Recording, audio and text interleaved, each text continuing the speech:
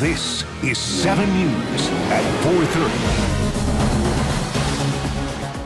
Let's get right to this developing story now at 4:30. Pickup truck trouble there. A driver crashing through a South Florida business. Hello again, everyone. Big problems at that shopping plaza. You saw the truck being pulled out as we speak. Let's go to 7's Ralph Rayburn. He's live in Margate with the pictures. Ralph? Yeah, the tow truck driver, he's a little bit perplexed there, but he was able to hook up his tow truck and drag the tow truck that you now see facing away from us there to a position where he could actually get in the vehicle and back it out, and just moments ago he did that. You can see it suffered extensive damage along with the building here. 64th Terrace, roughly 64th Terrace and West Atlantic. There's a shopping center here.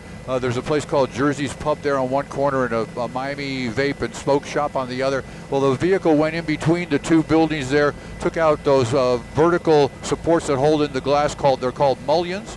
And they also took out a bunch of bricks. There were some firefighters here earlier checking out the driver. He's okay on the scene. The owner of the property has shown up here and has been in and out along with police department here. The area around this incident is closed to traffic in the parking lot, that's all. But they have removed the vehicle. There were no injuries reported in this incident. And again, we've got the tow truck driver who finally got the vehicle out of the building. The unsafe structures folks from Margate came out here. They've been here for a while now. They've gone inside and taken some pictures and stuff, and they're making a determination of exactly what the remedy is going to be, whether they need to board the place up or if the place is going to remain open. That's our story here in Skyforce HD. I'm Ralph Rayburn reporting live.